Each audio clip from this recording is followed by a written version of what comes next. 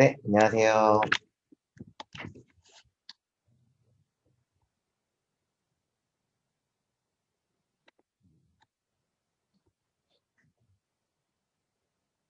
잘 들리시나요?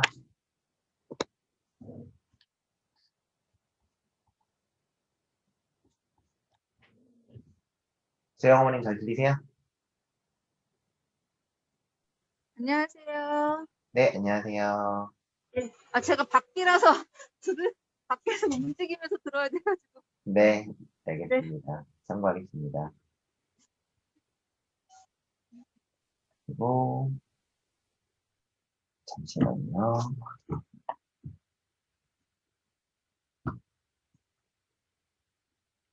예원 어머님 잘 들리세요? 들어오신 학부모님들은 화면을 좀 켜주세요. 네,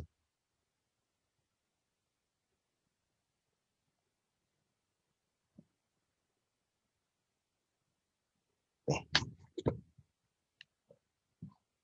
아직도 들어오고 계셔갖고, 네. 좀만 있다가 시작하도록 하겠습니다. 목소리는 잘 들리시죠?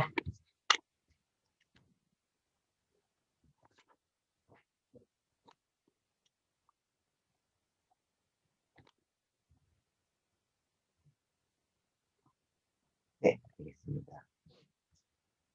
화면을 켜주시면 감사하겠습니다.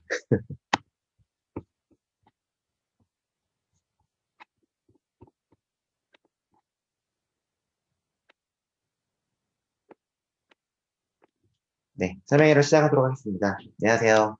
저는 거상교육 대표현장 맡고 있는 이정환입니다. 반갑습니다.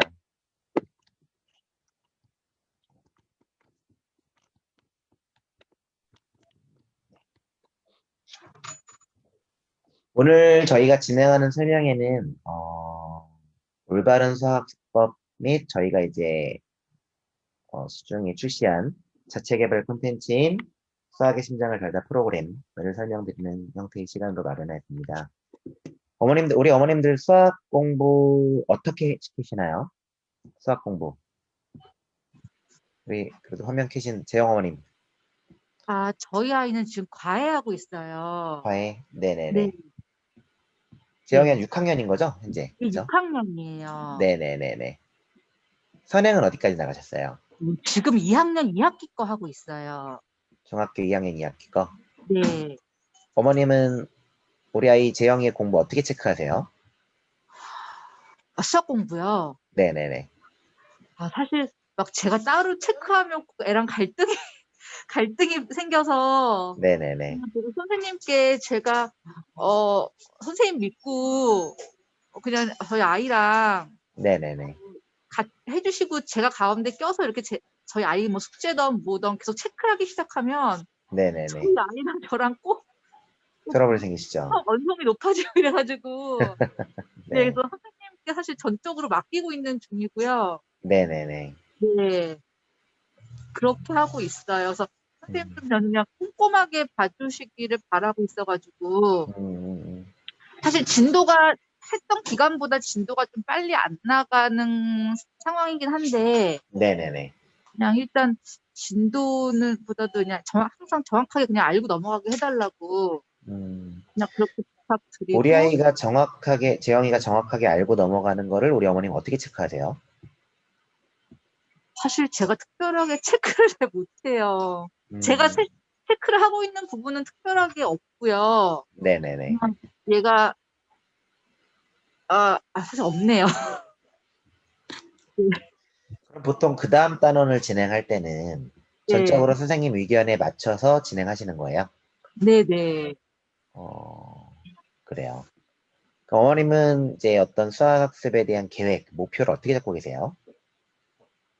저 같은 경우는 저희 선생님한테 그냥 부탁드린 거는 네네네. 저희 아이가 지금 뭐 중학교 수학하는 거는 그냥 하는 거지만 네네네.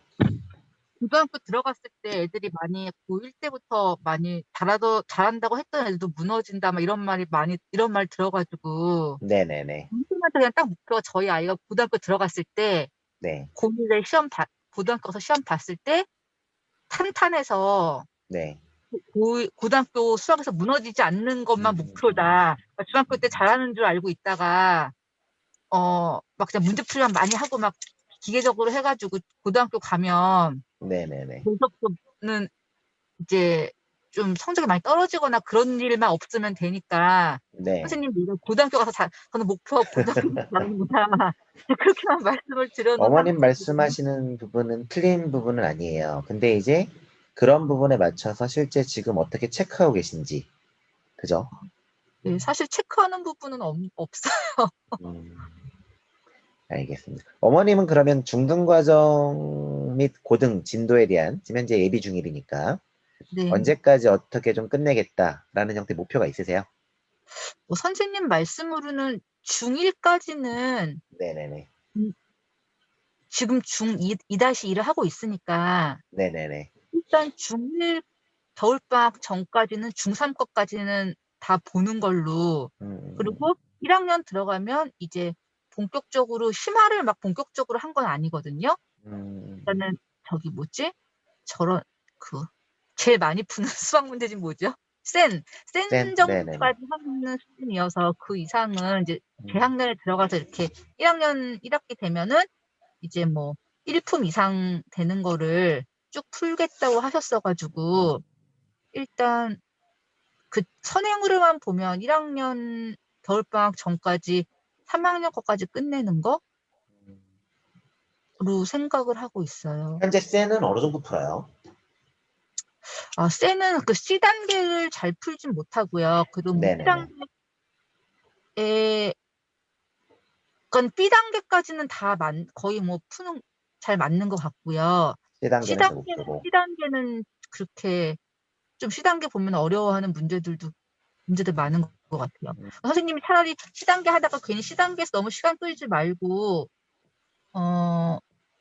뭐지? 그 심화할 때 C만 남겨놨다가 네네네.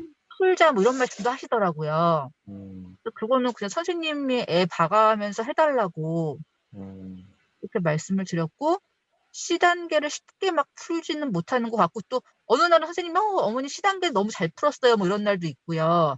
네네. 애가 C단계 어렵다고 이렇게 막 하기 싫어하거나 이렇게 빨리빨리 못한다 뭐 이런 말씀도 주시는 날도 있고. 음, 네. 알겠습니다. 좋은 의견 감사합니다. 혹시 승원 어머님은 지금 계신가요? 화면 들어오셨다 끄셨는데 안 계신가요? 혹시 또 계신 어머님 지금 대화 가능하신 어머님 계신가요? 어머님들이 의견을 주시면 그거에 맞춰서 설명의 내용을 좀 더 포커싱해서 설명드리려고 하는 거니까 의견을 주실 수 있는 분들 계시면 말씀을 좀 해주세요. 들어오신 분들 중에서 네, 우리 어머님들 의견 주실 분들 안 계신가요?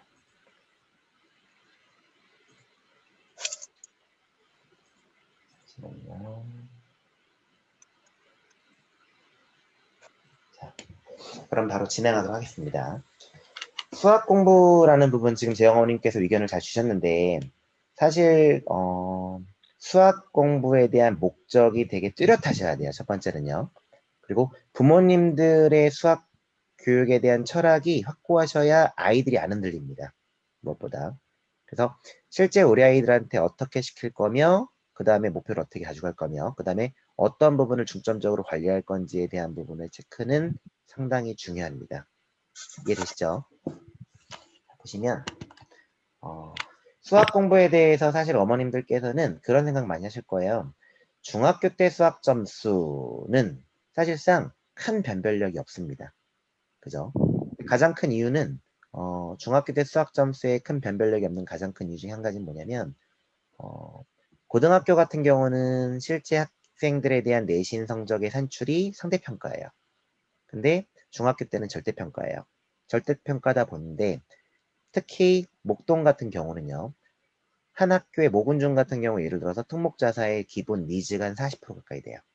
보통 학교별로 20%에서 40% 정도가 특목자사고에 대한 그래도 대상자 학생들이 상당히 많다라는 거죠. 그 얘기는 무슨 얘기냐면 실제 학교에 대한 내신 성적이 안 나왔을 때, 즉 원서 접수조차 못하는 경우가 발생되면 학교가 난리 납니다. 그러다 보니까 실제 절대평가에서 90점 이상을 맞추기 위해서 대부분의 학교에서는 변별력 있는 형태의 문제를 한 문제 이상 출제를 잘 안 합니다. 보통 한 문제 정도 수준밖에 안 돼요. 자, 그러다 보니까 아까 재영 어머니 말씀하셨던 것처럼 중학교 때 수학 평균은 지금 올해 같은 경우 코로나 때문에 더 쉬워졌고요. 보통 지금 올해 같은 경우는 80점대 후반대 거의 평균 점수고요. 평상시에도 80점 중후반 정도까지 올라왔어요. 예전에 한 10년 전만 해도 70점대 후반에서 80점대 초반 정도가 평균 점수였으면 지금 같은 경우는 80점대 중후반 이상까지 평균 점수가 올라왔다고 보시면 되고요. 그러다 보니까 중학교 때 성적만으로 우리 아이의 수학 실력을 예측하기 상당히 어렵습니다. 정말 이게 잘하고 있는 건지 그렇지 않은 건지. 두 번째 이유는 실제 중학교 때에 대한 아이들을 이제 보시면 내신 대비 때 대부분이 한 달 정도 내신 대비를 해요. 한 달 동안 내신 대비를 하는데 보통 한 대단원이 2개 정도, 즉 다시 말하면 한 학기에는 4개의 대단원 구성되어 있는데 2개의 대단원 정도가 실제 시험 출제 범위예요. 그러다 보니까 어떤 현상이 벌어지느냐, 2개의 단원의 아이들이 실제 알아야 할 형태의 핵심 개념은 20가지가 채 넘지 않아요. 근데 그 20개의 개념을 통해서 풀어주는 파생된 문제들은 상당히 많죠. 그러면 대부분은 내신 대비 때 거의 대부분 문제 유형을 익힙니다. 그러니까 보통 4주 동안 내신 대비할 때 학생들이 1000문제에서 1500문제 정도 문제를 풀어요. 그 정도 문제를 풀고 시험을 보다 보니까 실제 내신 성적이 안 나오는 거는 거의 드물어요. 정말 수학 실력이라는 부분 자체가 많이 약한 아이들도 그런 부분이 상당히 적더라라는 부분을 보시면 좋을 것 같아요. 자, 실제 수학 공부라는 부분을 보실 때 왜 수학 공부를 우리는 수학에 대한 과목에 왜 중요하느냐, 아까 말씀드렸던 것처럼 좋은 고등학교를 갈 때, 좋은 대학 갈 때 수학이라는 과목에 대한 비중이 상당히 높습니다. 수학에 대한 과목의 비중이 상당히 높은데 그 가장 큰 이유, 본질적인 이유는 뭐냐면 수학학습의 본질적 이유에 있어요. 사실은요. 점수가 아니라 본질적 이유인 아까 말씀드렸던 방금 화면에서 보여드리는 수학은 수학 공부를 통해서 효율적인 사고 습관을 얼만큼 형성할 수 있느냐. 실제 부모님들께서 한번 보시면 우리 아이가 초등학교 때부터 중학교를 거쳐 대학 들어가기 전까지 수학 공부하는 형태의 총 시간, 과제하는 시간까지 합쳐보시면 아무리 적어도 6000시간 정도, 많은 학생들은 1만 시간 정도의 수학 학습을 합니다. 보통 한번 생각해 보시면 한 주에 10시간이 보통 학원 다니는 시간이에요. 최소 10시간에서 15시간이 학원 다니면서 과제하는 시간이라고 보시면 돼요. 이거는 학원 및 그냥 기타 외적으로 말씀드리는 거고요. 실제 학교에서 수학 공부하는 시간까지 하면 20시간이 넘습니다. 기본적으로요. 그죠? 그러면 일주일에 20시간이란 얘기는 1년이 52주기 때문에 500시간 정도를 1년에 하게 되고요. 그죠? 보통 초5 때부터 수학 공부를 시작한다고 쳐도 초5, 6, 그 다음에 좀 8년치를 하는 거죠. 그러면 실제 학생들이 공부하는 형태의 시간은 아까 20시간이 1000시간이고요. 실제 한 8년 정도 한다고 치면 8000시간까지 나오는 거죠. 그죠?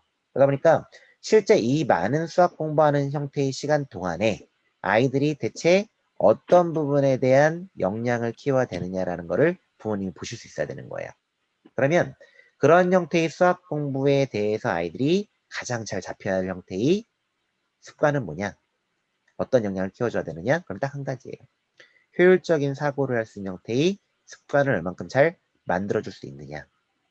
그 부분을 부모님들께서는 반드시 보셔야 되는 거예요. 즉 우리 아이가 현재 심화를 하고 있어, 기본을 하고 있어, 이게 중요하지 않고요. 현재 어디 진도, 난 선행 얼만큼 나가서 이게 중요하지 않고요.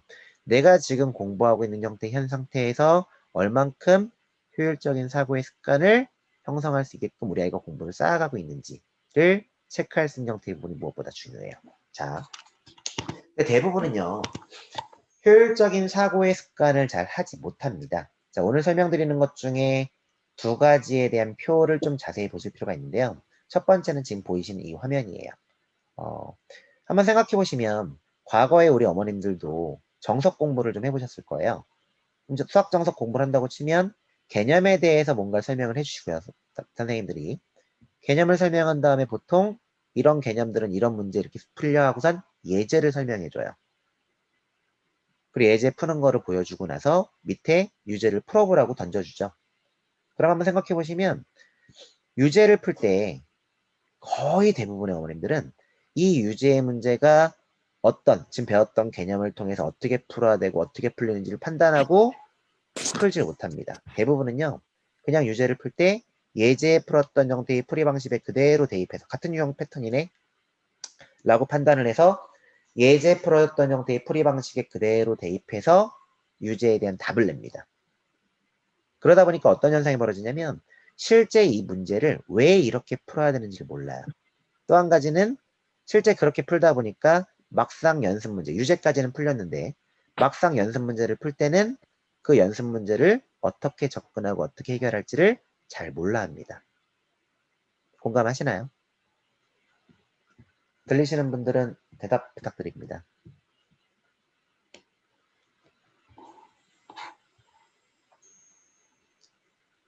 대답 안 해주시나요?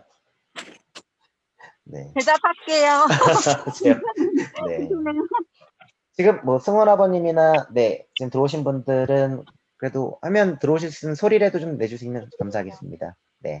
제가 설명드리면 그렇다면 사실 수학에 대해서 가장 중요한 부분은요. 하나의 문제를 풀 때 자, 이 생각을 한번 해보시면 좋을 것 같아요. 사고의 습관은 대체 어디에서 만들어질 수 있느냐라는 걸 보시면요. 실제 문제를 풀 때 첫 번째는요. 이 문제가 어떤 개념으로 풀어야 되는 문제인지를 인지하는 과정이 첫 번째예요. 그러다 보니까 대부분은요. 개념이 정확해야 수학 실력이 쌓인다라고 얘기를 합니다. 그건 틀린 말은 아니에요. 자, 그래서 대부분의 개념 정리를 충실한 형태를 많이들 얘기를 해요. 근데 그 입장에서 아이들은 되게 답답해하는 부분이 있어요. 무슨 얘기냐? 개념을 알아도 그 개념을 통해서 이 문제를 어떻게 해석하는지를 잘 몰라요. 아무리 개념을 알아도요. 그 개념을 통해서 이 문제를 풀어가는 방법을 모르다 보니까 개념을 알지만 또 무슨 행동을 하는 거예요? 문제의 식을 외웁니다. 즉, 이 문제는 이 식으로 푸는 거야 라는 게 아이들이 익숙하다라는 거지, 지금 현재. 무슨 얘기냐? 실제 수학은요.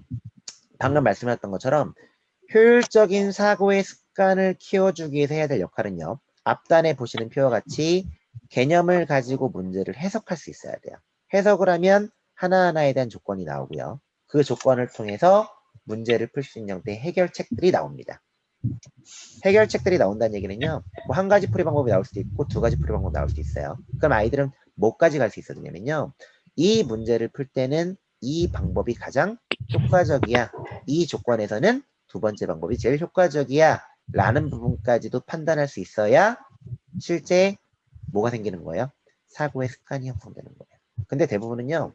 이 문제는 이 식으로 푸는 거야 라고 하고 식을 외웁니다. 식이 익숙한 거예요. 그냥 그 식이 왜 나오는지에 대한 과정을 정확히 하는 게 아니고요. 이 문제는 이 식으로 풀면 답이 나와를 아이들이 인지하고 있어요. 대부분이요. 그러니까 이 부분이 바뀌지 않으면요. 실제 쌓아가는 수학 실력을 만들기가 상당히 어렵습니다. 한번 생각해 보세요.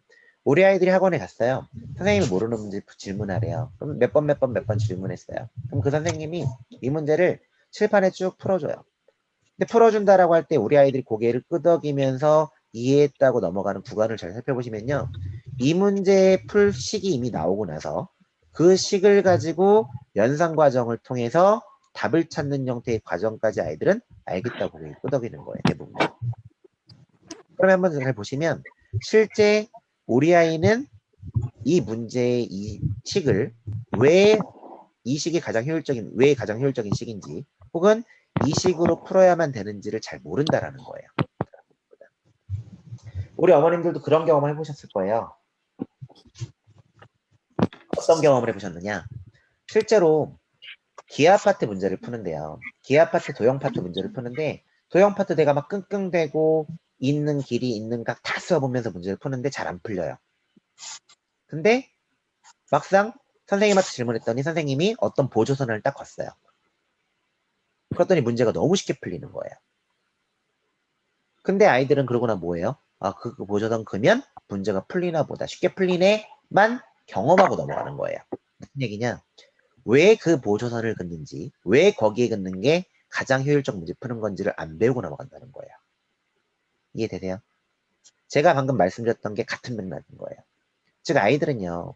많은 문제를 경험함으로써 이 문제에 대한 식을 캐치하는 것, 식을 떠올리게 하는 걸 연습해야 될 때가 아니고요.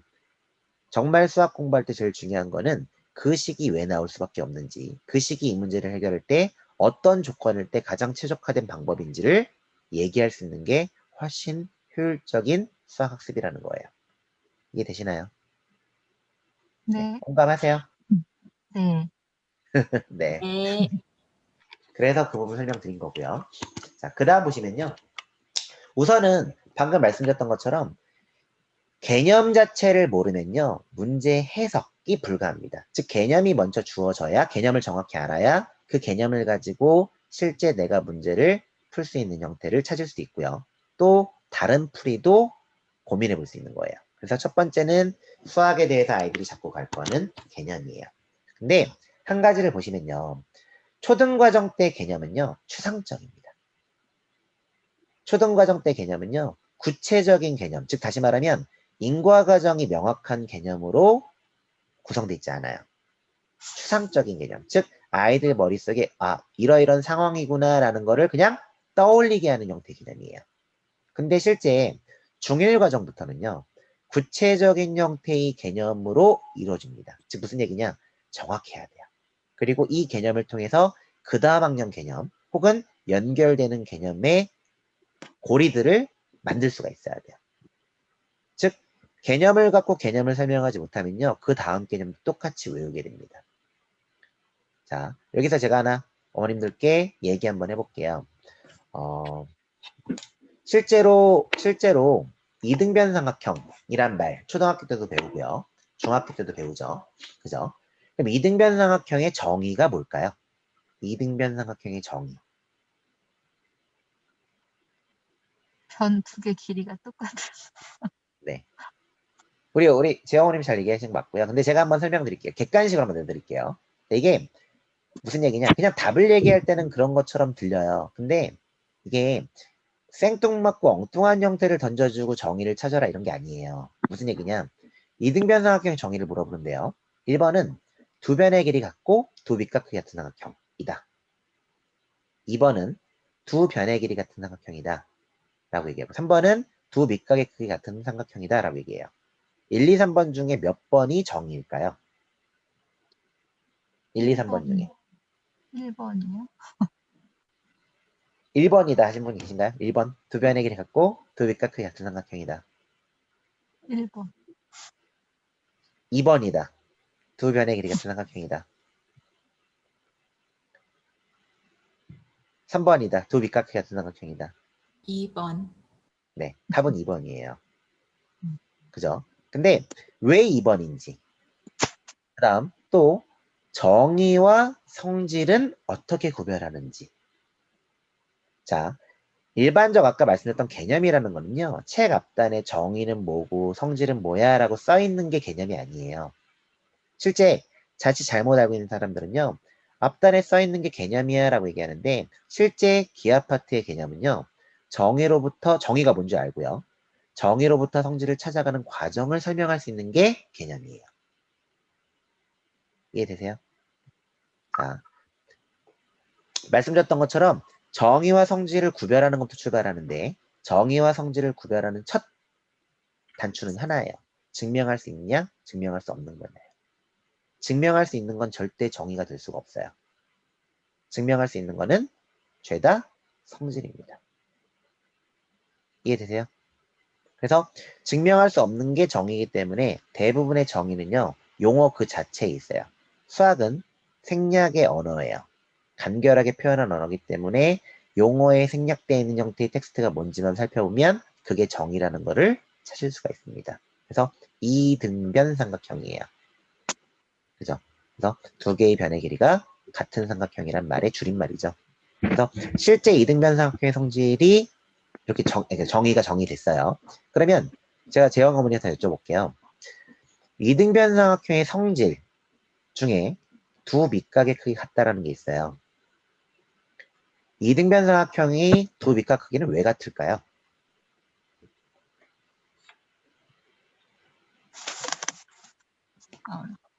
지금 설명 잘 못하겠는데요. 네, 그냥 한번 틀리셔도 괜찮아요. 한번 얘기 한번 해봐주세요.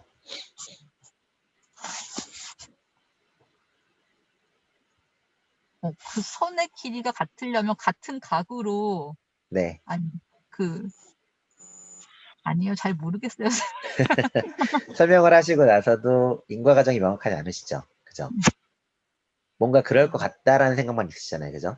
네. 아까 정의 그래도 대답해 주셨던 승현 어머님 한번 얘기 한번 해주세요. 승현 어머님. 이등변을 그 마주보게 이렇게 접었을 때 각이 일치하기 하기 때문에. 네. 승원이 같은 경우는 지금 중1이잖아요. 그죠? 네. 실제 방금 승원 어머님 말씀하셨던 형태의 답이 틀리지 않아요. 근데 그 답은 초등학교 때 추상적 개념이에요. 그러니까 실제 문제 풀 때 해석이 안 돼요. 이게 제가 한 가지 팁을 드릴게요. 저희가 정의로부터 성질을 찾아가는 형태의 과정에서는요. 정의 해석 이후에 반드시 작도를 통해서 해석해야 돼요. 중1 과정에 나와 있는 작도를 통해서 해석을 해야 되는데요. 실제 웃긴 게 뭐냐면요. 중1의 작도를 잘 몰라요. 대부분은요. 무슨 얘기냐? 하나의 각이 주어졌어요. 그 각과 동일한 크기의 각을 작도해봐 라는 작도법이 있어요. 그래서 첫 번째 임의의 3분 긋고 두 번째 주어진 각에 가서 콤파스 돌려서 하나를 갖고 와서 뭐 이쪽에 돌리고 벌어진 정도를 다시 체크해서 다시 돌려서 선을 연결하면 동일한 각이야 라고 작도하는 게 있어요. 한번 떠올리실 수도 있을 거예요. 근데 중요한 거는요. 우리 어머님 때는 작도 순서로 올바른 것은만 공부했어요. 절대나 우리 어머님 때는. 그죠? 근데 재밌는 게 왜 그 두 개가 동일한 크기의 각이야 라는 건 몰라요. 애들이. 설명을 잘 못합니다. 그냥 얘가 동일한 크기의 각의 작동가 보다 라고 하는 거죠. 얘가 왜 동일한 크기의 각인지 설명을 못해요. 실제 중1 과정 및 중1 과정에 나오는 기본 대응 및 작도에서는요. 작도를 통해서 우리가 이제 다 아까 말씀드렸던 것처럼 성질을 찾아가는데 필수 조건이 작도예요. 작도의 목적은요. 무조건 합동 또는 닮음을 찾기 위해서 작도해야 돼요. 근데 그때 쓰이는 작도법은요. 5가지 정도밖에 안 됩니다. 이해 가세요? 많아야 6가지예요. 네. 중1 과정 때 우리가 배웠던 기본 도형 및 작도에 나오는 작도법에 이거에서 보조선을 긋는 거예요. 근데 그 보조선을 긋을 때도 합동 또는 닮음을 찾기 위해서 긋는 거예요. 근데 그 보조선 어디다 그어야 돼? 라는 형태의 팁을 네. 방금 승환아버님 말씀하셨던 것처럼 이등변 삼각형의 경우는 초등학교 때 저렇게 알려주는 거예요. 무슨 얘기냐? 이등변 삼각형은 선대칭 도형이야. 대칭축에 따라서 나누어진 두 개의 삼각형을 겹쳤을 때 완전히 포개어져. 즉 선대칭 도형이라는 추상적 개념과 네. 그 다음 겹쳤을 때 완전히 포개어진다라는 합동의 추상적 개념을 가르쳐준 게 초5 과정에 있는 거예요. 네. 이해되세요? 네. 자, 그러면 방금 이 표에 보시는 것처럼 기본 도형이라는 형태가 있고 이때 작도를 해야 되는 거고요. 방금 제가 설명드렸던 거는 삼각형의 성질의 첫 번째가 이등변 삼각형이에요. 두 번째는 외심 중에 그러니까 오심 중에 외심 내심이 나와요. 자, 실제 개념을 제가 개념이 하나하나에 대해서 이렇게 연결된다라고 말씀드렸던 형태를 잠깐 화면으로 보여드릴게요. 이해하시기 편하게요. 저희 입학 테스트 및 분기별 고사로 보는 KSCT 시험지예요. 자, 방금 제가 설명드렸던 형태가 여기 나옵니다. 정의로부터 성질을 찾아갈 때는 작도를 통해서 찾아가더라. 근데 작도의 목적은 반드시 합동 또는 닮음이고 무슨 얘기냐? 작도를 통해서 합동을 찾았는데 합동이 SES 합동이에요. 그럼 합동이 되는 순간 SSS, AAA가 모두 같아져요. 근데 내가 SAS 때문에 합동이라는 걸 찾으면 SAS를 지운 나머지 ASA를 살펴보는 거예요. 얘가 실제 성질들이고요. 이 세 가지 A 하나, S 하나, A 하나 이 세 가지 조건 중에 한 가지를 통해서 문제를 푸는 거면 쉬운 문제고요. 두 가지 또는 세 가지로 푸는 문제면 어려운 문제가 되는 거예요. 이해되세요? 네. 자, 성질도 그래서 보시면 실제 아까 제가 말씀드렸던 것처럼 개념을 가지고 아이들은 어느 정도까지 확장할 수 있어야 되느냐, 어디까지 배워야 되느냐를 설명드릴게요. 자, 저희 KSCT 실제 시험지 2학년 2학기 시험지고요. 기본하고 심화가 있는데 항상 기본 심화, 좀 이따 제가 시험지에 대한 설명드릴게요. 자, 1번 문제에 보시면 이등변삼각형의 성질을 찾아가는 세 가지 방법이 나와 있는 거예요. 첫 번째는요. 가계의 이등분선을 작도한 거예요. 아까 말씀드렸죠. 그 성원 어머니 말씀하신 것처럼 대칭축을 작도하는 방법인데 대칭축을 작도하는 방법 중 우리가 중1 과정 배웠던 작도법에 의해서 어떤 게 있어? 라고 했을 때 가계의 이등분선을 통해서 작도해봐. 자, 가계의 이등분선 통해 작도했더니 얘는 SAS 합동이야. 그래서 입학 테스트 볼 때는 힌트에서 채워 넣는 겁니다. 자, 그래서 나머지 나온 SAS를 뺀 ASA에 대한 결과 해석을 통해서 성질 두 가지가 나옵니다.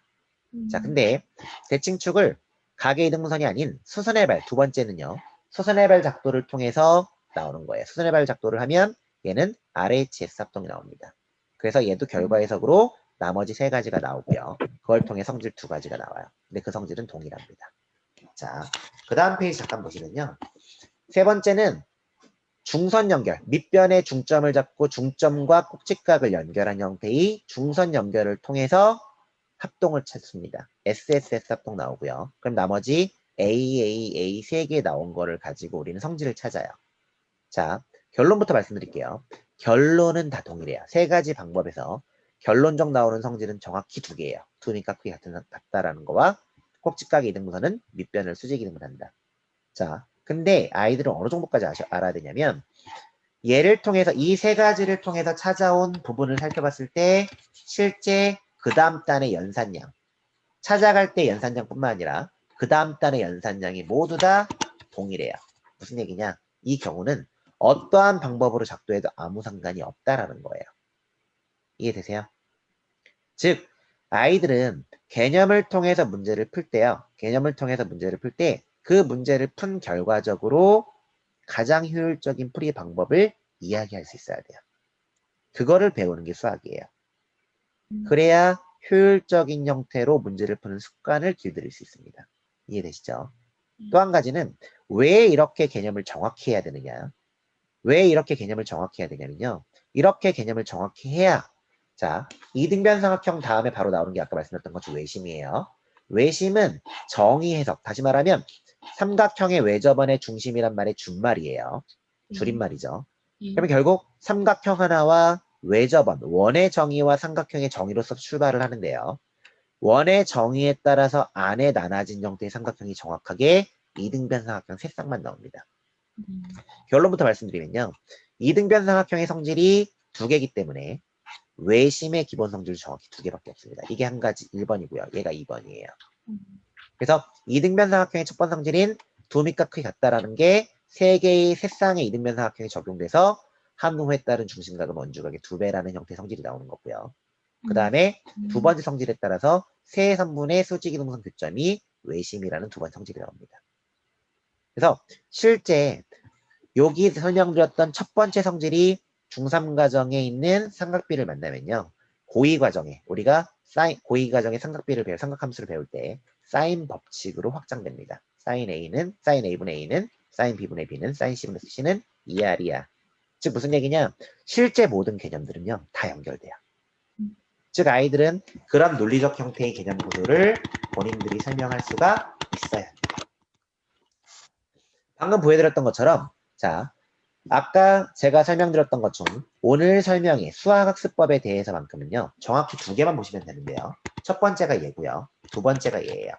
자, 실제 우리 어머님들은 특목고나 자사고를 목표로 하는 게 아니라면 어찌됐든 뭐 특목고 자사고도 마찬가지죠. 과고 영재고를 제외하고는 어찌됐든 수시도 생각하지만 최저 등급이 있는 학교들도 있고 정시까지 고려해 더 다양한 형태의 대학을 할 수 있기 때문에 수능 1등급을 목표로 하십니다. 그쵸? 그런데 한번 보세요. 재밌는 통계가 하나 있어요. 고1의 첫 모의고사, 3월 모의고사죠. 3월 첫째 주에 또는 둘째 주까지 보죠. 첫 모의고사와 첫 중간고사에서 1등급을 맞은 학생들이 고3 수능 1등급을 맞을 확률이 얼마나 될까요?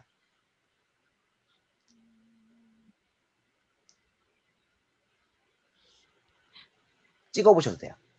60, 70%? 70%? 우리 세영 어머님은요? 저도 한 70%요. 70%? 우리 예원 어머님 혹시 듣고 계세요?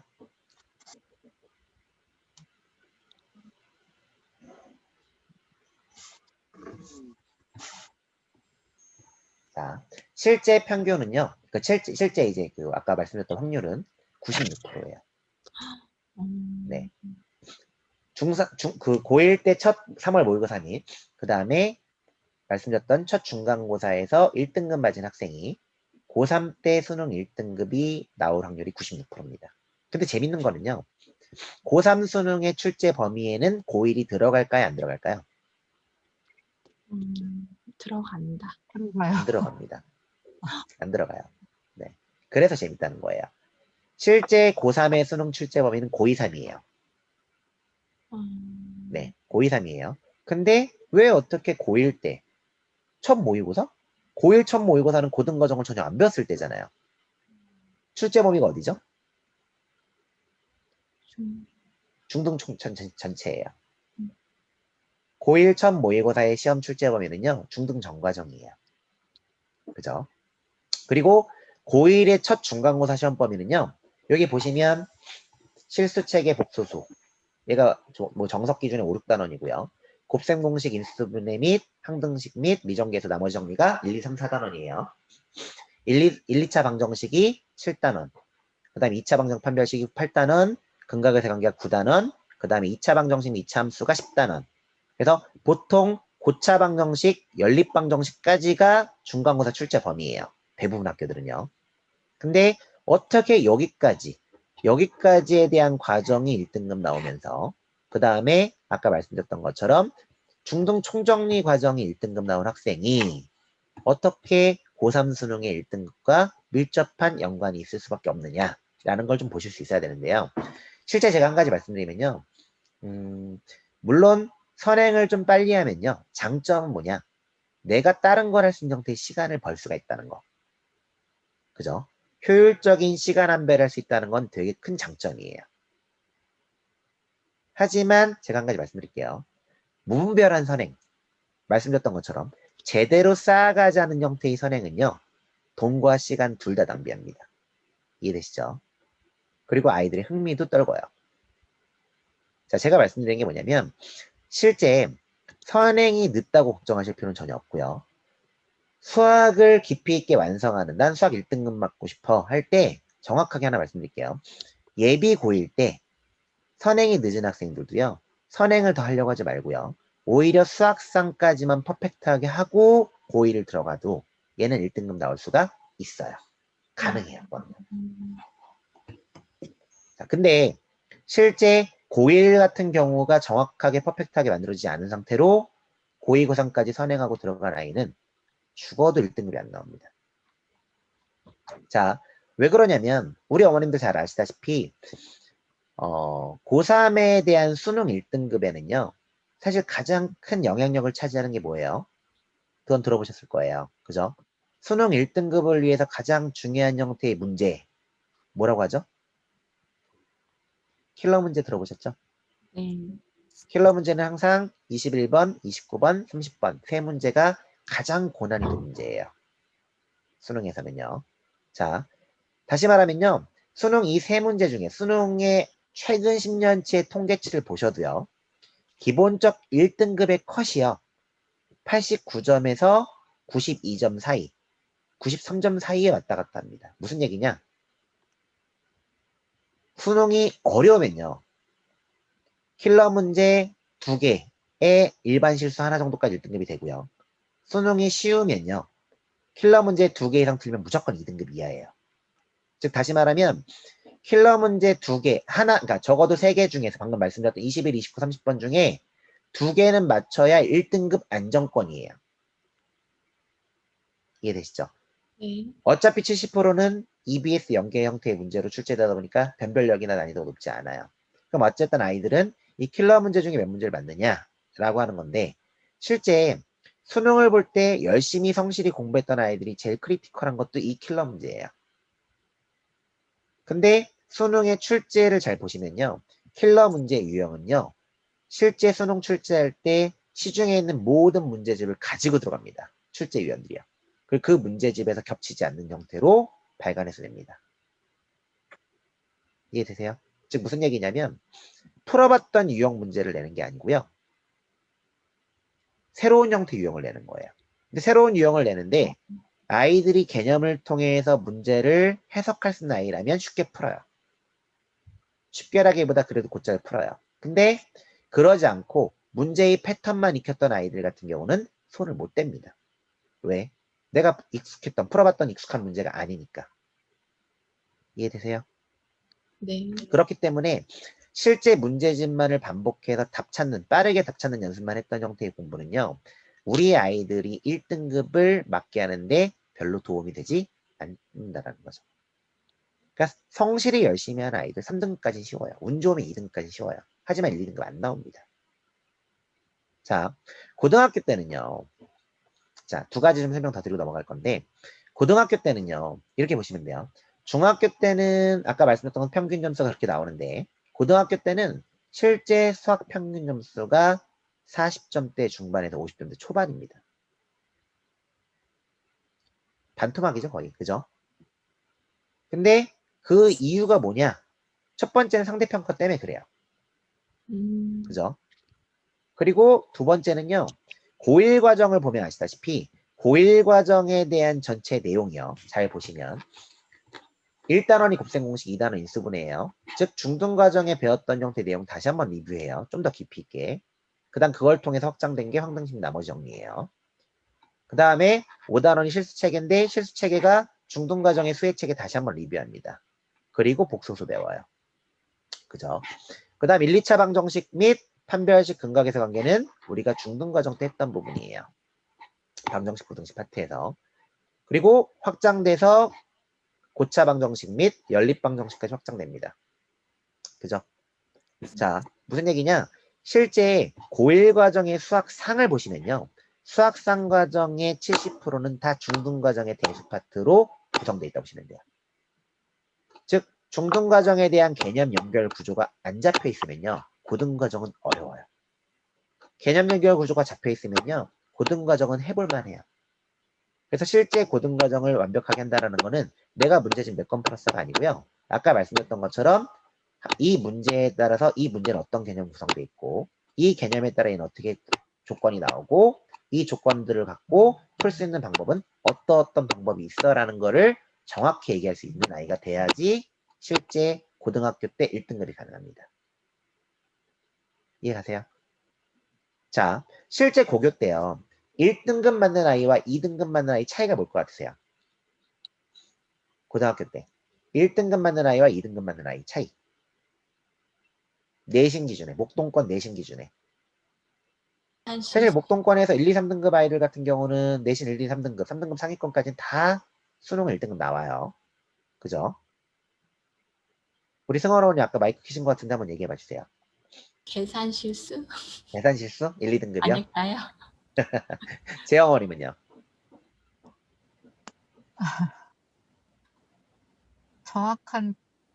아까 선생님 말씀하실 때 정확한 개념에 대한 정확한 이해를 하고 있는지? 실제 1, 2등급이면요. 목동권에 2등급이 11%까지잖아요. 그죠?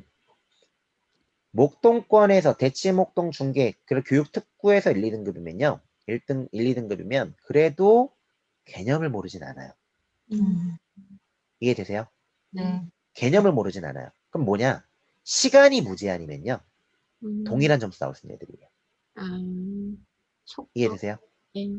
근데 시간이 주어져 있다 보니, 시간이 정해져 있다 보니 못 푼 문제가 많고 검사를 못해서 네. 틀린 형태의 문제들. 다시 말하면 효율적인 사고가 안 돼 있어서 문제 푸는 속도가 효율적이지 못한 거예요. 그런 아이들은 2등급이에요. 네. 그 안에서 전체적으로 효율적인 접근을 통해서 시간 세이브가 가능한 아이들이 1등급인 거예요. 이해되세요? 네. 즉 고1 때 고등과정 올라갔을 때는요. 내가 얼만큼 선행을 더했어 라는 게 등급을 결정하지 않는다라는 거예요. 이해되시죠? 그래서 실제로 아까 말씀드렸던 것처럼 고1 과정까지 얼만큼 제대로 공부돼 있어 라는 게 실제 수학에 대한 방향의 기준이 돼요. 그래서 보통 경시 과정 나가는 친구들, 영재고나 과고 준비하는 애들, KMO나 영재고 준비 들어간 애들도 거의 대부분 갈라지는 첫 구간이 어디예요? 수학상 마치고예요. 이해되시죠? 그래서 수학상이 얼만큼 제대로 돼 있느냐에 따라서 제대로 돼 있는 아이들은 경시 과정도 수월하게 갑니다. 쌓아지는 공부를 할 수 있는 거예요.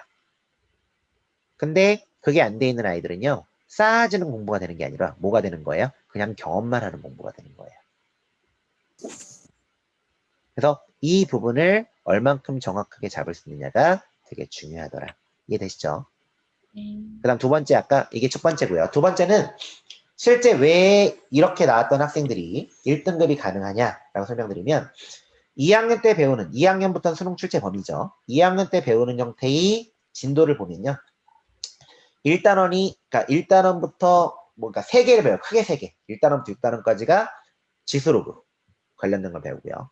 7단원부터 11단원까지가 삼각함수에 대한 걸 배우고요. 그 다음이 수야미 점화식을 배워요. 크게 3개 배워요. 3갈래를. 근데 잘 보시면 1단원이 지수예요. 지수에 대한 첫 출발은 우리가 중1 과정 때 거듭제곱이라는 걸 배워요. 네. 중2 때 지수 법칙을 배워요. 그죠? 그 부분이 그대로 연결되어 들어와서 지수 함수, 이제 그래프 그리는까지 배우는 게 고2의 1단원이에요. 근데 2단원이 뭐냐? 로그예요. 지수는 앞단 배웠던 걸 가르쳐주면 로그를 배워요. 왜? 우리가 수학화 과정에서 역함수를 배우거든요. 실제 지수함수와 로그함수 역함수 관계인 거예요. 다시 말하면 개념을 가리키는 거예요. 새로운 개념을. 그죠? 로그라는 새로운 개념이 나오는 거예요. 근데 그 개념이 지수라는 것부터 확장돼 나온 거야 라는 걸 보여준 거예요. 그냥 순수 개념이죠. 근데 이 로그를 왜 쓰는 거야, 로그를 왜 배우는 거야 때문에 배우는 게 3단원이 상용 로그예요. 그럼 1, 2, 3단원은 순수 개념인 거예요. 그죠? 그럼 4단원 단원이 뭐냐? 지수로그 방정식이에요. 5단원 지수로그 부등식, 6단원 지수로그 함수예요.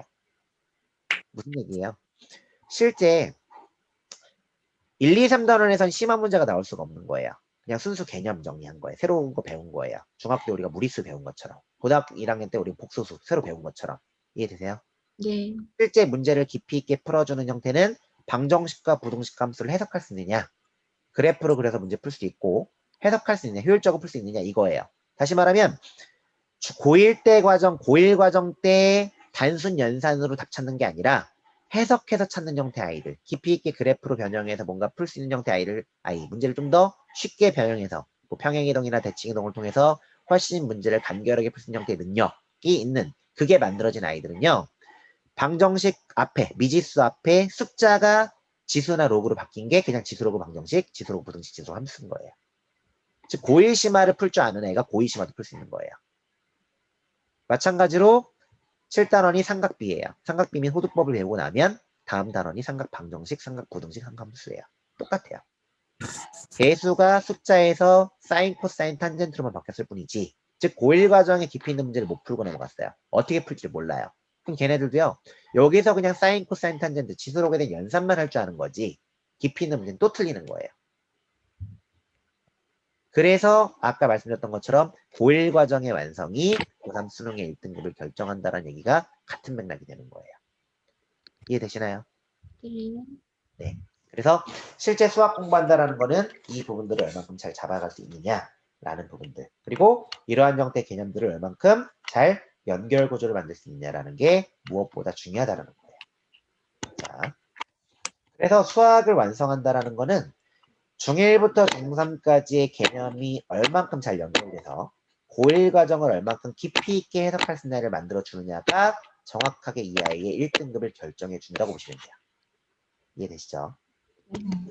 자, 아까 설명드렸던 것처럼 고2 때 사인 법칙을 알기 위해서는 뭐 연결되더라. 설명서 뭐 간단한 메시지를 전달한 거고요. 수심달이라는 거는요. 제가 이제 작년에 새로 세운 법인이에요.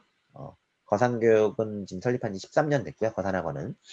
거산학원에서 계속적인 콘텐츠와 이런 걸 통해서 만들었던 거, 그 다음에 실제 기술 시스템을 통해서 작년에 제가 이제 작년에 첫 기획을 했고 올해 초에 제가 이제 수심달 법인을 수심달 법인을 설립한 거죠. 설립해서 수심달 프로세스는 정확히 뭐냐 설명드리면 딱 한 가지예요. 중1부터 중3까지의 개념을 가장 정확하고 빠르게 학습할 수 있고, 그 개념을 통해서 아까 말씀드렸던 것처럼 앞단에, 즉 식이 왜 이렇게 나오는지 해석하는 과정을 학습할 수 있는 형태의 프로그램이라고 보시면 돼요. 프로세스예요. 전체적으로. 교과뿐만 아니라 피드백 시스템까지 철저히 그거에 맞춰서 진행되는 프로세스라고 보시면 가장 정확할 거예요. 그래서 그거에 대해서 간단히 설명을 드릴게요. 저희 거산학원 같은 경우는 보시면 모든 전반, 우선 중등과정에 대한 전반은요. 똑같은 피드백 시스템은 다 동일하게 사용하고 있어요. 근데 수업, 반에 대한 목적에 따라서 수업이 좀 다릅니다. 그래서 실제 수심달반 같은 경우는 중1반, 중2반 같은 경우는 주 3시간씩 3번 수업이 진행되고요. 그 안에서는 수업은 2시간씩이에요. 일단 피드백은 1시간인데 저희 피드백은 좀 이따 설명드릴 거지만 단순 수업 시간에 부족한 걸 푸는 게 아니고요. 현행된 부분에 대해서 방금 말씀드렸던 개념학습 및 개념 해석학습 및 그 다음에 실제 적용학습까지 3단계 프로세스를 하는 피드백 시스템이라고 보시면 돼요. 피드백은 다 동일합니다. 그리고 일반 중등부 같은 경우는 중1만 제외하면 여기 수심달반 같은 경우도 중3과정 나가는 반은 4시간을 합니다. 4시간씩 3번이에요. 즉 피드백 시간 2시간인데 그 이유는 중3과정 나가는 친구들 중에서 중1과정에 대한 개념 연결 구조가 잘 안 잡힌 아이들 많아요. 그래서 중1, 2에 대한 개념을 다시 한번 잡아주는 시간이 투여가 됩니다. 그 부분 때문에 그 기간 동안은 4시간 이렇게 진행한다고 보시면 되고요. 일반 중등부 같은 경우는 수업 자체는 4시간씩 3번이에요. 다. 중1만 3시간씩 3번. 자, 나머지 시스템은 거의 비슷합니다. 자, 그리고 마스터반 같은 경우는 5시간씩 2번 수업이에요. 그리고 나머지 한 번은 본인들이 원하는 필요한 선행 특강들 혹은 경시 특강들을 듣게끔 이렇게 돼 있어요. 그래서 마스터반은 특목이나 자사 쪽, 영재고나 과고 쪽을 목표로 한 학생들이 듣는 반이라고 보시면 돼요. 피드백은 다 동일하다 보시면 되고요. 자, 이거 시간표 예시인데요. 이 예시가 뭐냐면 실제 수업할 때도 개념 수업 및 해석 수업들이 이런 형태로 구성되어 있다라는 거. 실제 이제 저희가 진행하고 있는 수심달 반, 1학년 반, 2학년 반 커리큘럼이라고 보시면 돼요. 그래서 윗단의 개념 및 요 과정, 개념 및 해석 과정은 다 제가 직접 진행합니다. 직강으로 다 진행하고요. 그 다음에 문풀 과정은 그거에 대한 형태의 풀이로서 저희 선생님들이 진행하십니다. 자, 그런 부분들을 보여드린 건데 좀 이따 자세히 설명을 드리고요. 실제 저희 수업 같은 경우는 모두 다 녹화가 돼서 수업 이후 언제 다시 볼 수 있고요. 실제 저희가 이제 설명드리고자 하는 그 4가지 어떤 시스템이 차별성이 있느냐 이 4가지를 설명을 드릴 건데요. KSCT 같은 경우는 뭐 수심달 프로세스라기보다는 원래 거산학원에서 13년 전부터 했던 프로그램이라고 보시면 돼요. 입학고사 및 분기별 고사고요. 그 다음에 피드백 시스템 같은 경우도 거산에서 3년 정도 계속 만들어져서 3년 정도 계속 하다가 최근에 좀 더 업데이트된 부분이라고 보시면 돼요. 시중에 출시하기 위해서. 그게 KSGT고요. 그 다음에 시중 교재까지 이렇게 돼 있고요. 마지막으로 자세히 제가 어플리케이션 저희가 개발한 현재 앱스토어나 플레이스토어에서 수심달이라고 치시면 다운받을 수 있는 어플리케이션이 있어요. 학습도구인 그 부분까지 설명을 해드리는 걸로 하겠습니다. 자, 첫 번째 분기별고사 및 입학 테스트 및 분기별고사인 KSCT는요.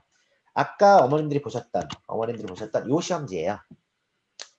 자, 아이들이 분기별고사, 그러니까 입학 테스트 들어올 때도 저희는 이런 거죠. 아이가 현재 했던 형태, 지금 아이들은요, 1, 2, 3학년에 3학년 과정을 공부하면요, 보통 학원에 갔을 때 3학년 테스트만 봐요. 3학년 테스트만 보는데, 최근에 했던 거다 보니까 점수가 잘 나와요. 그나마. 근데 1, 2학년 과정이 제대로 안 잡힌 애들이 상당히 많습니다. 수학 공부를 제대로 안 했기 때문에. 그냥 경험에 의거한 학습을 되게 많이 한단 말이에요. 그러다 보니까 아이들은 그걸 통해서 반배정이 되고 또 그 다음 중3 심화미 뭐 고1 과정 이렇게 진도를 나가곤 하는데 아이들은 어느 순간 막힌다라는 거죠. 되게 어려워해요. 그 이상 진도 나가는 것도 한 가지는 깊이 있게 들어가는 건 상당히 어려워합니다. 그냥 쉬운 거를 반복해서 나가는 건 할만한데 깊이 있게 하는 거는 잘 못하는 거예요. 근데 깊이 있게 하려고 하면 아까 말씀드렸던 것처럼 개념 해석이 돼야 되는데 개념 자체의 연결 구조가 잘 안 잡혀 있다 보니까 잘 안 보이는 거예요. 풀리지도 않고. 자, 그래서 저희가 하는 거는 사실 그런 형태 입학 테스트가 아니라 실제 아이들이 왔을 때 아이들도 전체 과정에 대한 총정리를 한번 할 수 있게 해주자. 그리고 실제 그걸 배웠던 그 개념, 알려준 개념을 통해서 그 개념을 통해서 문제를 얼마큼 해석하는지를 체크해보자 라는 게 포인트예요. 그래서 실제 저희 같은 경우는 기본하고 심화로 나눠서 있는데 기본에 대한 형태의 문제는 그 학년 그 과정에서 반드시 알아야 할 개념들로 구성했어요. 그래서 아까 말씀드렸던 형태. 그리고 힌트에서 답을 채워 넣을 수 있게끔. 다시 말하면 와서 자기가 다시 한번 총정리할 수 있게끔 구성했다고 보시면 돼요. 전체 과정들 자체가. 3번은 내심. 그러니까 2번이 외심이니까 3번은 내심. 내심의 3가지 성질을 찾아가는 과정들에 대해서 힌트에서 채워넣기만 하면 되는 거고요. 4번은 삼각형의 성질 끝나고 나가는 게 사각형 성질이니까 사각형 성질에서 가장 중요한 평행사 변형에 대한 성질을 찾아가는 과정들 나온 거고요. 그 다음에 5번은 외심, 내심의 확장에서 그렇다면 왜 외심이, 내심이 하나씩밖에 존재하지 않을까? 유일성 찾아가는 과정을 보여준 거고요.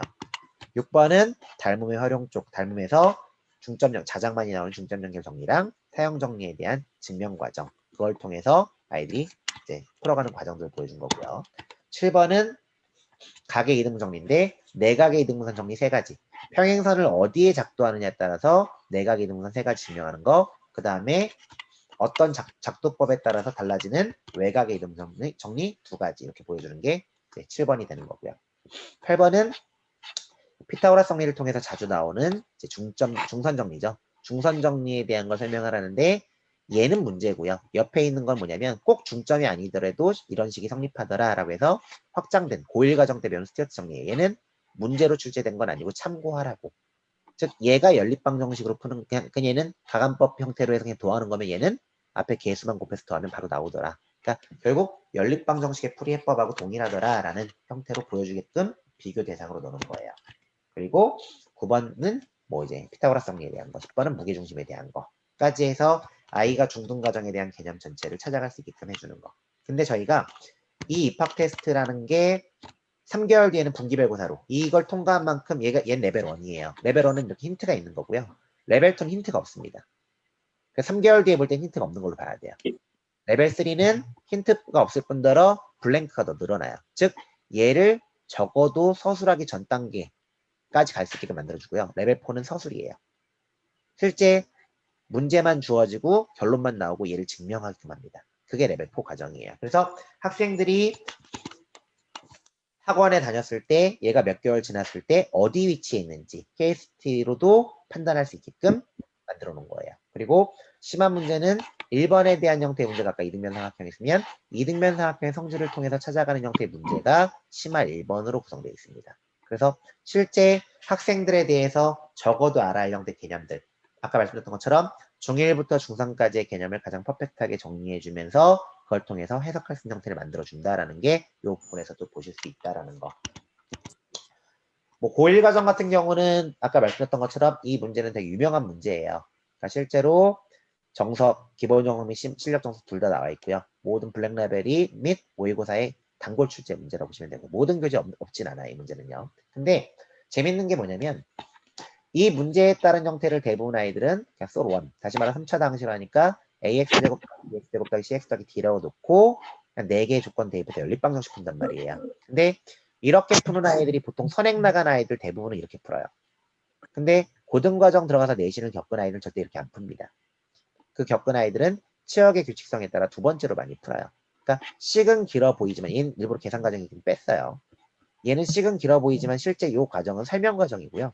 이 식은 되게 간결합니다. 그래서 실제 솔1으로 문제를 풀면 한 2, 3분 걸릴 거, 솔2로 풀면 1분 30초 안에 풀 수 있다는 거. 근데 실제 아까 말씀드렸던 것처럼 고등과정 때 한 문제에 2분이 넘어가는 순간 다른 문제는 버리고 간다고 생각하시면 돼요. 기본적으로. 아주 킬러 문제가 아닌 이상은요. 그래서 실제 효율적인 풀이학습을 보여줄 수 있게끔도 구성되어 있고요. 근데 재밌는 게 얘는 치역의 규칙성이 있을 때 풀 수 있는 형태의 방법이 2번이고요. 그 다음에 규칙이 없고 조건만 맞았을 때 풀 수 있는 게 1번인데 정의역의 규칙성이 있을 때 풀 수 있는 방법 솔4 그 다음에 정의역적 규칙성 둘 다 없을 때 풀 수 있는 방법 솔3예요. 근데 2년 전부터 실제 목동권에 있는 고등학교 실제 정규 교재 한가람 교재부터 시작해서 정규 교재에 이 보관법이 나왔어요. 실제로. 그래서 제가 말씀드린 게 뭐냐면 요즘 점점 더 그런 부분으로 변해가고 있다는 거죠. 아이들이 단순 답만 찾고 넘어가는 게 아니라 문제를 해석할 수 있는 형태로 점점 하나하나 변화하고 있다는 거. 원래 요 솔3나 솔4는요. 경시 과정을 공부하는 아이들의 전유물이었어요. 원래는요. 근데 지금은 그렇지 않다라는 거. 그래서 적어도 고등학교 올라갔을 때 확실한 1등급 목표를 한다면 그래도 중등 과정의 준경시 정도까지는 하고 들어가는 게 훨씬 더 낫더라라는 부분을 설명드리는 거예요. 꼭 할 필요 있는 건 아니고요. 그래도 가능하다면 하실 필요가 있다라는 얘기죠. KSCT 같은 경우는 실제 수상까지 끝난 학생들이 학원에 들어와서 4단계까지 이수할 때 걸리는 시간은 1년 과정이고요. 1년이면 이수 가능하고요. 중1 처음 들어온 학생이 고 수학상의 K 레벨 4까지 서술하는 과정까지 갈 때 걸리는 시간은 2년 반 정도 걸린다라는 거. 그래서 실제 학생들이 들어왔을 때 이 정도 시간이 걸리면 1년에서 2년 반 사이 걸리면 중등 및 고1 과정까지의 전체 개념 완성이 될 수 있다라는 거를 말씀드리는 거고요. 그래서 실제 어머님들이 몇 개월이 지난 후 혹은 1년이 지난 후 우리 아이에 대한 개념 인지 구조가 어떻게 되어 있구나라는 걸 보실 수 있는 형태의 인증 시험이라고 보시면 돼요. 그리고 아까 말씀드렸던 것처럼 4단계까지 이렇게 구성되어 있다는 거 보시면 되고요. 두 번째는 저희 피드백이에요. 피드백은 저희 피드백 시스템은 철저하게 현행으로 구성되어 있습니다. 현행 과정에 대해서 아까 말씀드렸던 것처럼 개념을 누구보다 정확하게 인지할 수 있게끔 얘 개념을 인지할 때까지 얼마나 걸렸는지, 그러니까 약간 과학공학적으로 구성되어 있다고 보시면 돼요. 그래서 실제 피드백 시간이 정규 수업의 단순 연장선이 아니라 이 아이의 현행 과정에 대해서 개념을 정확히 다시 쌓고요. 부족한 개념을 채우고 아까 말씀드렸던 것처럼 3학년 같은 경우는 1, 2학년 개념까지 다시 한번 채울 수 있는 형태의 시간까지 주어져서 채워서 그 개념을 가지고 문제를 해석하는 연습을 해주고 그 이후에 문제풀이를 시킨다라는 구조입니다. 그래서 실제 저희가 개념 학습이 미비한 상태로 반복된 많은 문제 푸는 것보다 정확한 개념을 인지하고요. 그 개념적 학습을 학습한 이후에 우리는 정확하게 문제 푸는 연습을 시키겠다라는 게 저희 피드백 시스템이에요. 그래서 얘는 매일매일 수업 오는 날마다 하는 구조입니다. 그래서 3단계로 구성되어 있고요. 개념 인지 및 인지 확인은 실제 푸는 거는 어플리케이션을 풉니다. 어플리케이션 풀어야 얘가 이 개념을 인지할 때까지 몇 초 걸렸어. 몇 분 만에 풀었어. 이거를 정확히 체크를 합니다. 그러니까 실제 복잡한 연산 구조가 아니라 개념에 대한 문제로 구성되는 게 대부분이고요.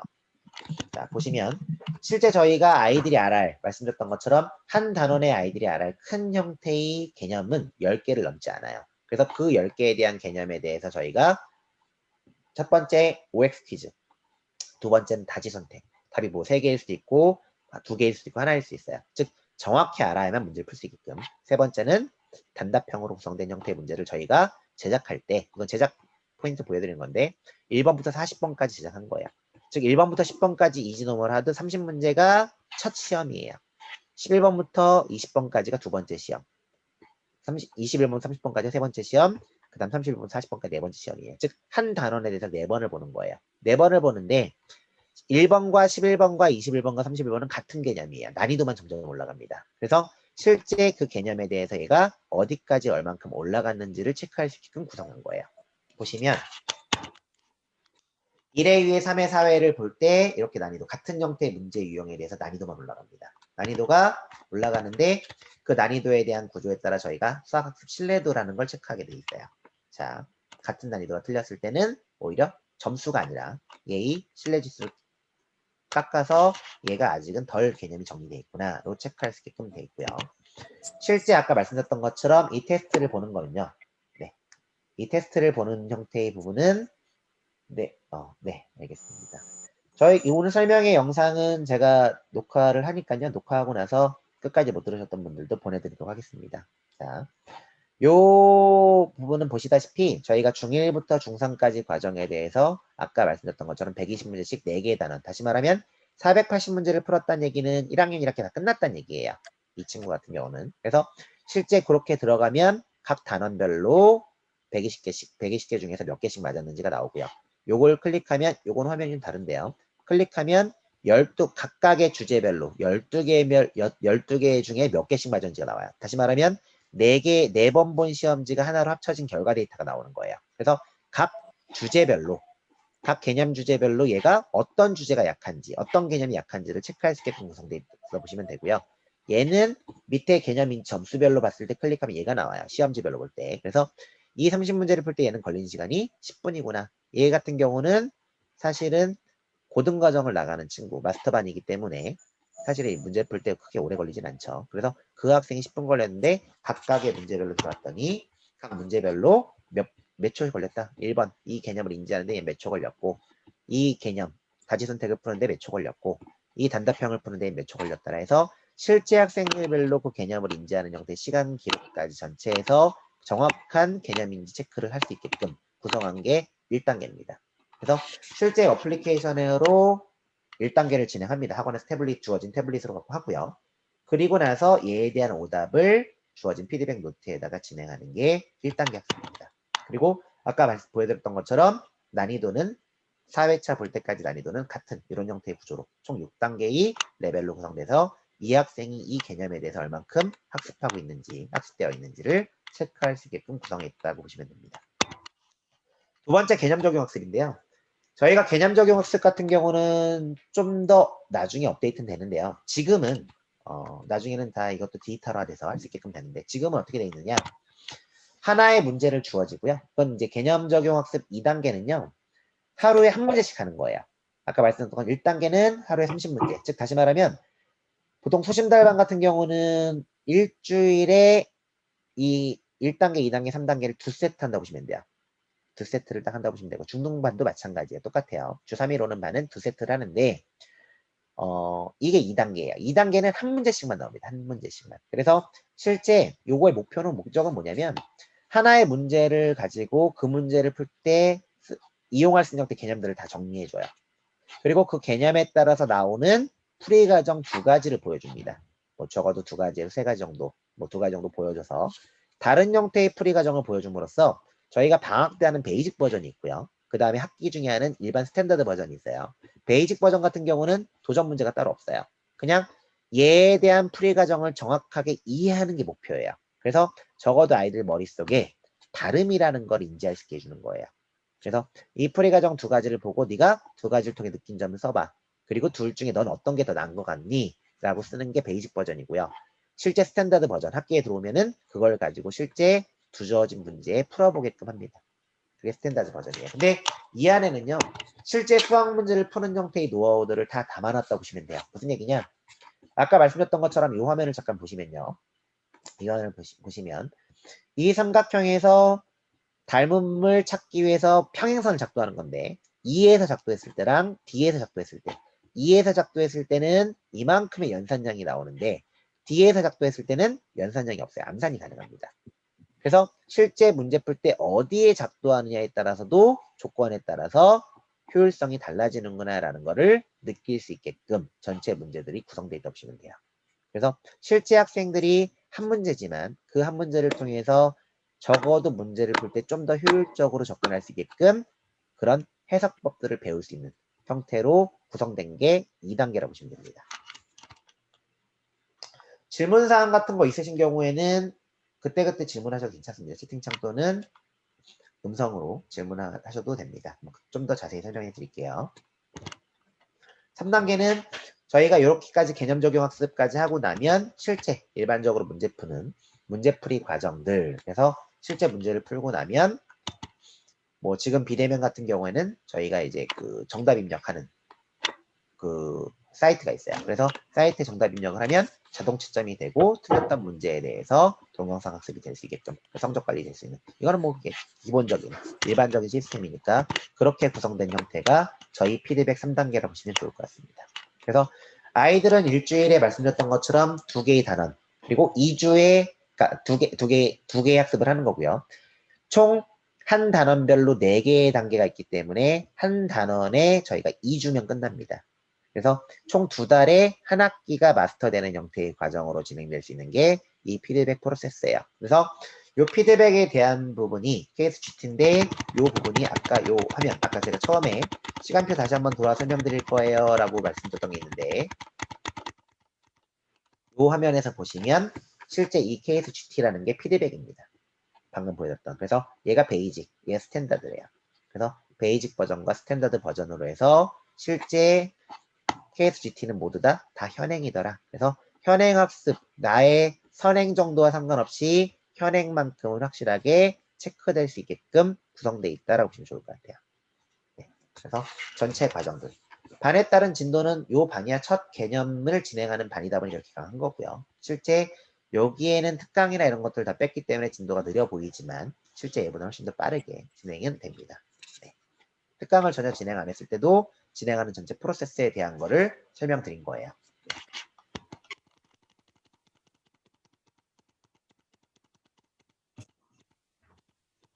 다시 돌아오면 그래서 저희가 지금 KSCT는 모두 다 저작권 등록 및 특허 등록이 다 되어 있고요.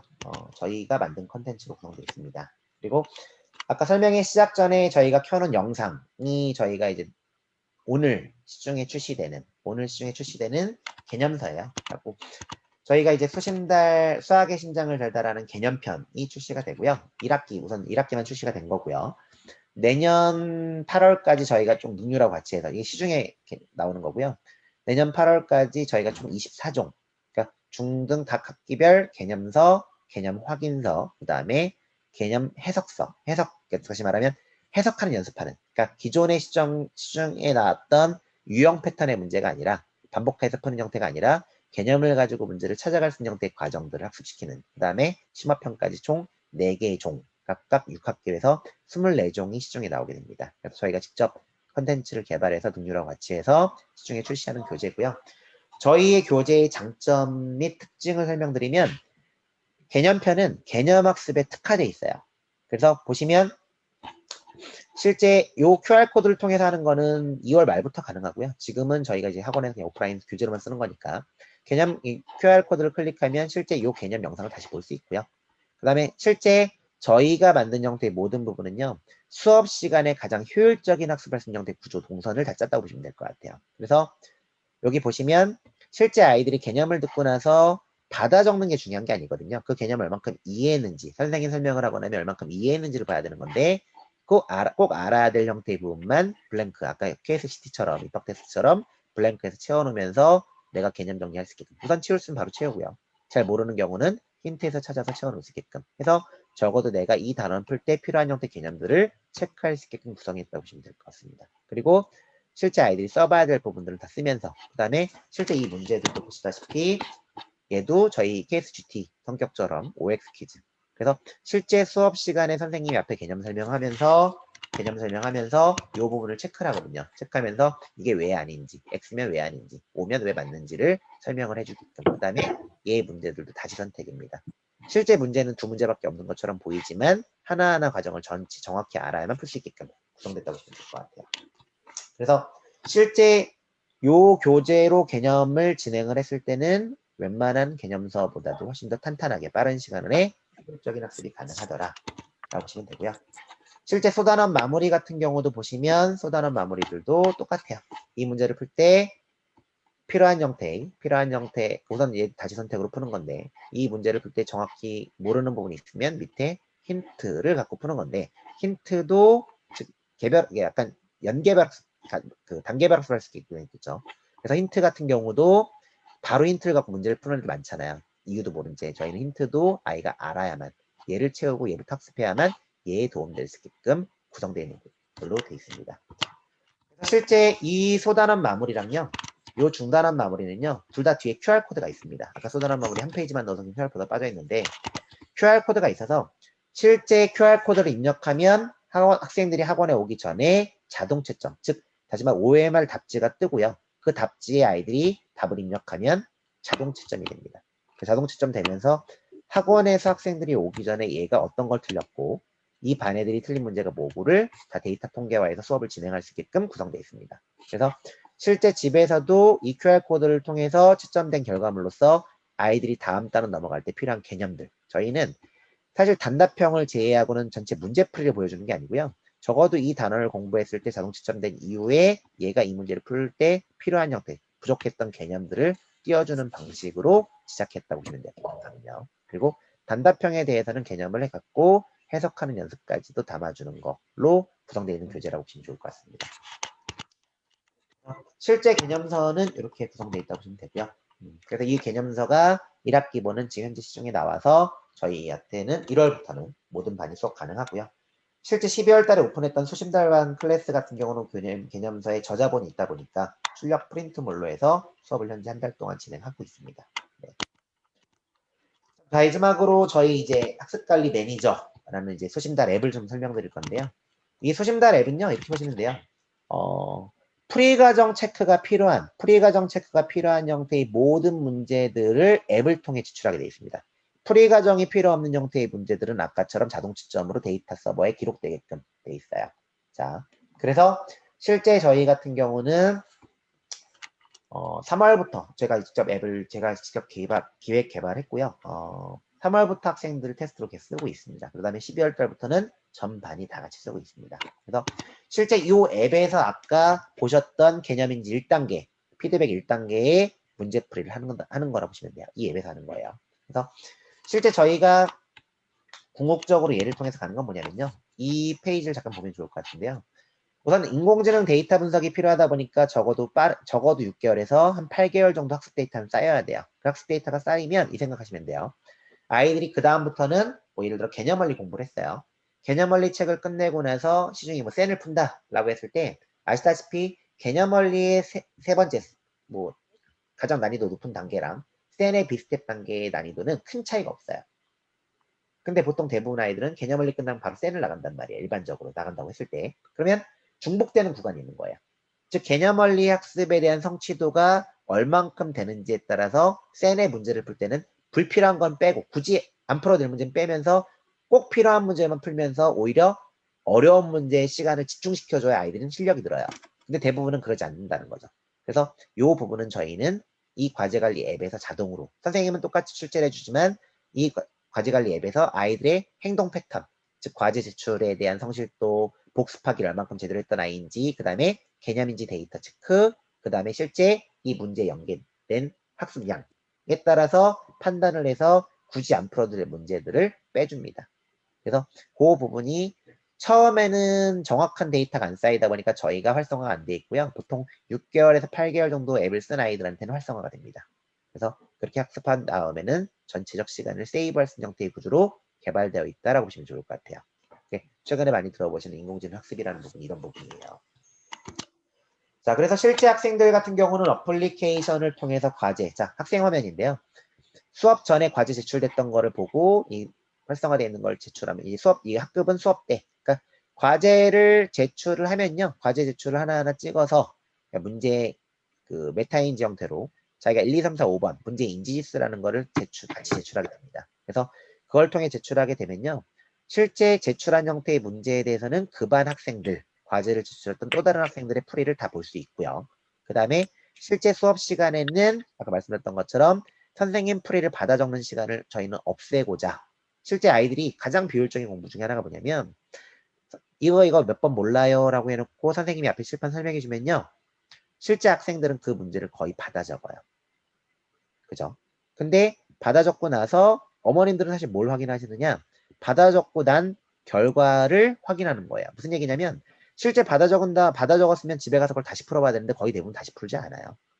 받아 적은 게 끝이에요. 즉 자기가 배웠던 형태의 부분이 있으면 이 문제가 왜 이렇게 틀렸는지, 내가 왜 틀렸었는지를 정확히 다시 자기 걸로 만들고 넘어가는 게 필요한데 그러지 못하는 게 대부분이라는 거죠. 그래서 저희 같은 경우는 실제 이 앱을 통해서 과제를 제출하고 하는 것도 있지만 끝나고 나서 복습하기 형태로 해서 요 게이지바가 뭐냐면 지난 시간 숙제했던 걸 학원에서 배웠던 거를 그 다음 시간까지 다시 얼만큼 풀어봤는지, 다시 얼만큼 풀었는지를 게이지바로 보여주는 거고요.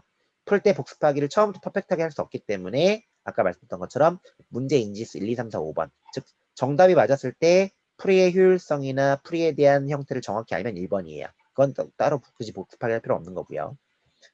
정답은 맞았지만 풀이 과정이 정확하지 않은 경우, 이 풀이가 왜 나오는지 모르는 경우는 2번이에요. 그리고 2번부터 복습이 시작됩니다. 그리고 3번 같은 경우는 끝까지 풀었는데 틀렸던 경우가 3번이에요. 그래서 실제로 5개념 또는 계산 실수를 체크할 수 있게끔 구성된 게 3번이라고 보시면 됩니다.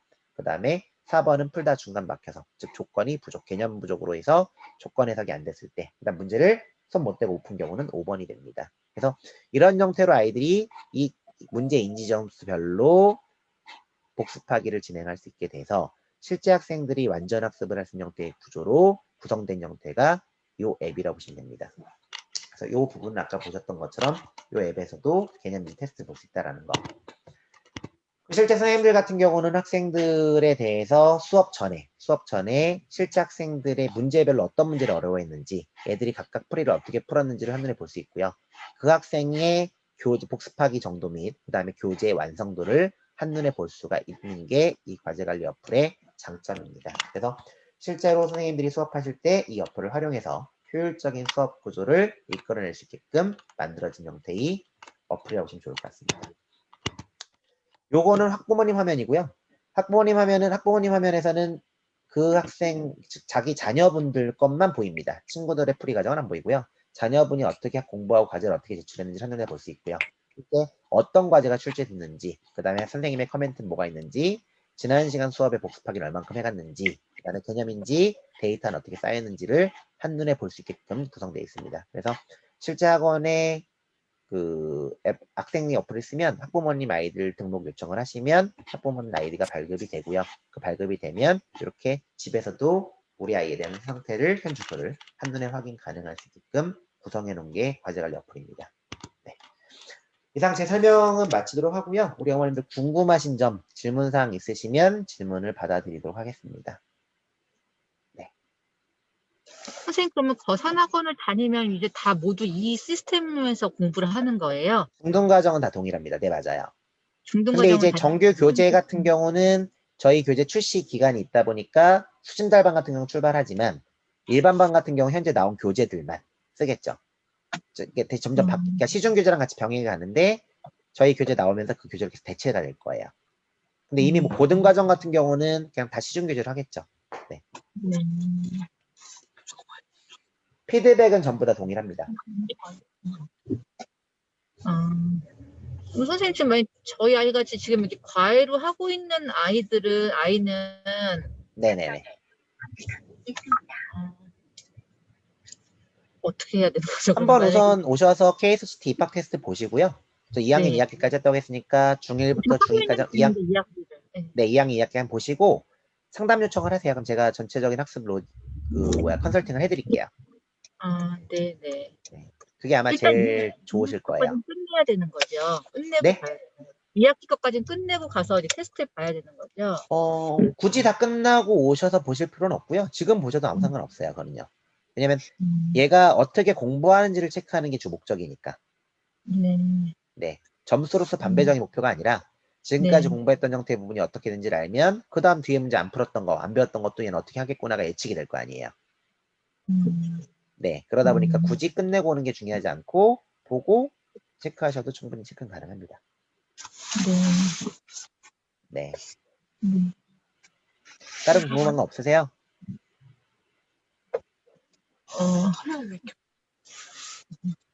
일단 저 같은 경우는 지금 다른 분들도 계시는 건가? 제가 여기 네, 다른 분, 네, 계십니다. 질문, 네, 질문하시면. 핸드폰이라고 해가지고 제가 다 안 보여서. 네.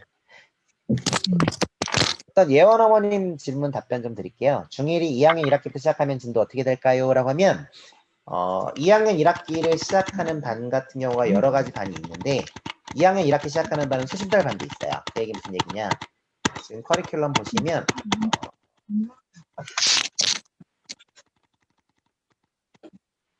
요 반 보시면 돼요. 요 밑에 거 2학년 입학해서 2학년 1학기 서신달 개념서로 하면서 개념 확인은 현재 시중교재 중에 제일 깔끔하고 반복된 문제 유형이 아니라 한 문제씩 정확하게 체크할 수 있게끔 되어 있는 형태 교재가 비상에 나온 맞는 PM이거든요. 그 교재로 해서 진행을 하면서 GT부터 들어갈 수 있게끔. 그래서 현재 중1이 2학년 1학기 들어가면 이런 형태로 진행된다고 보시면 될 것 같아요. 수업 자체는요. 올해 이렇게, 내년 이렇게. 근데 방학 특강이 들어가게 되면 좀 더 훨씬 진도는 빨라지겠죠. 좀 이걸로 보시면 될 것 같아요.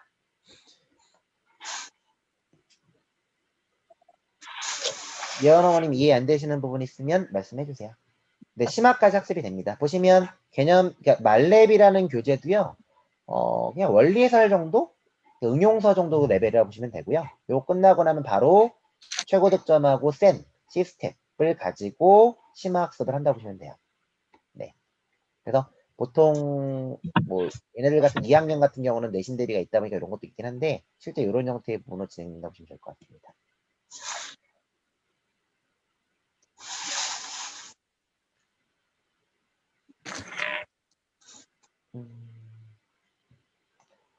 실제 2학년 올라가는 아이들 같은 경우는 예비 중이 같은 경우는요. 예비 중이는 어쨌든 2학년 이렇게 첫 개념부터 들어가면서 대신 이런 학생들은 어떤 게 있냐면 피드백 시간, 그러니까 1학년에 대한 개념 연결 구조가 잘 안 돼 있기 때문에 1학년 과정에 대한 피드백을 1시간 추가해서 할 수 있는 형태의 부분이 있어요. 그래서 그런 형태로 수업 진행이 가능합니다. 네.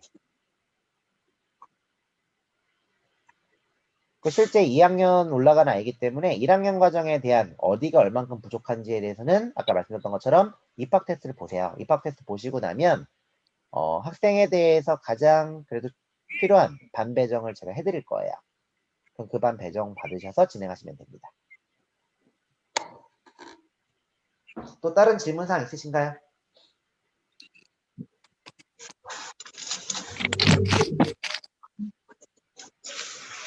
대영 어머님 질문 있으세요?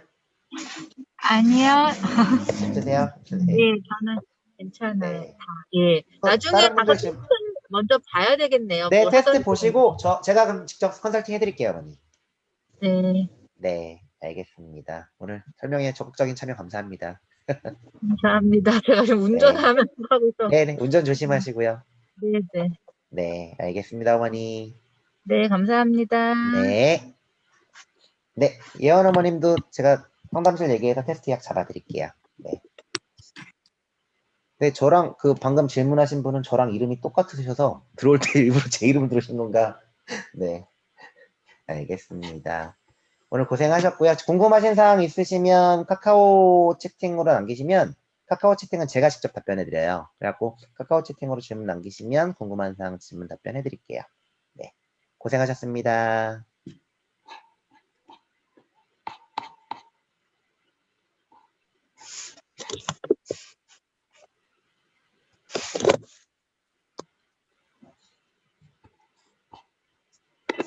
감사합니다. 네, 고생하셨습니다.